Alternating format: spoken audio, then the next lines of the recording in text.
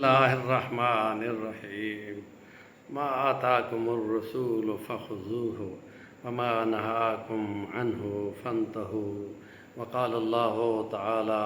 لقد كان لكم في رسول الله أسوة حسنة رب اشرح لي صدري ويسر لي أمري واحلل عقدة من لساني يفقهوا قولي۔ سیرت نبی صلی اللہ علیہ وسلم انسانوں کے لیے خدا نے معیار بنایا ہے، اور نبی کریم صلی اللہ علیہ وسلم کا فرمان ہے کہ جو ہماری سنت کو جو کہ مر چکی ہو یا کوئی عمل نہ کرتا ہو یا اس پہ مشکلات آتی ہوں یا ان پر اعتراض آتا ہو، اور ایسے میں وہ اللہ کے نبی کی سنت کو سنت سمجھ کر زندہ کرے گا، اس کو 200 شہید کا ثواب ملے گا۔ اب معاملہ یہ ہے کہ ایسے معاملے کو یا ایسی حدیث پر عمل کرنے والے کو تو ثواب کی امید ہو،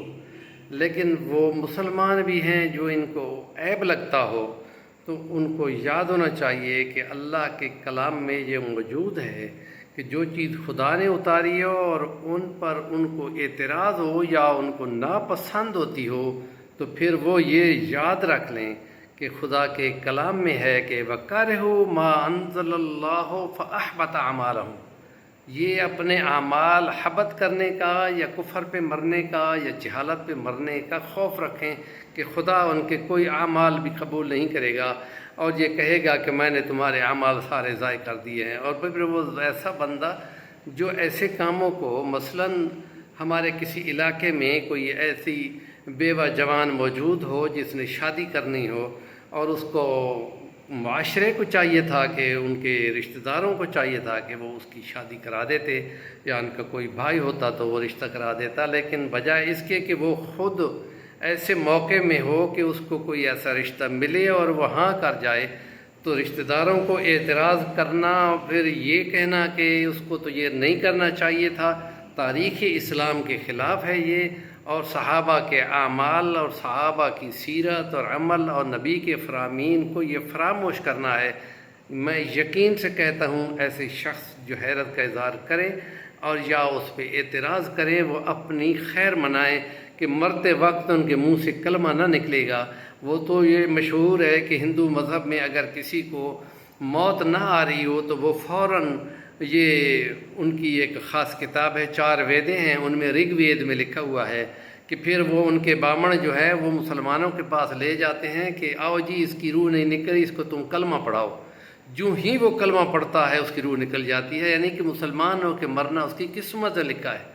مجھے یہ خوف ہے کہ جو نبی کے فرامین کا مذاق اڑاتے ہوں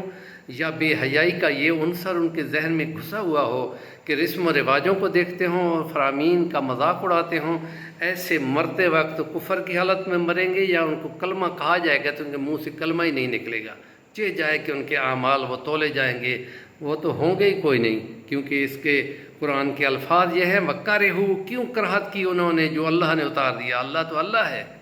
وہ جو چاہے کرے گا، اس لیے بہت خوف رکھنا چاہیے ایسی باتوں کا۔ اور ہمارے ذمہ یہ ہے کہ ایسی کوئی بات سنیں تو ابلاغ تبلیغ کے عنصر میں اس کو کہ سیرت نبوی صلی اللہ علیہ وسلم معیار ہے، اس کے خلاف اگر کو تم ایسی باتیں کرو گے تو یہ دین کے خلاف ہے اور مذاق ہے اور اپنی بدبختی ہے۔ ہمارے چینل کا نام ہے صفی الوانی، ضرور سبسکرائب کریں، اور ہم یہ چاہیں گے کہ کوئی ایسی کوئی بات کو، ایسا کوئی سوال ہو تو وہ بے شک آپ کریں، ہم اس میں کسی نئے ولاگ میں اس کا جواب دیں گے۔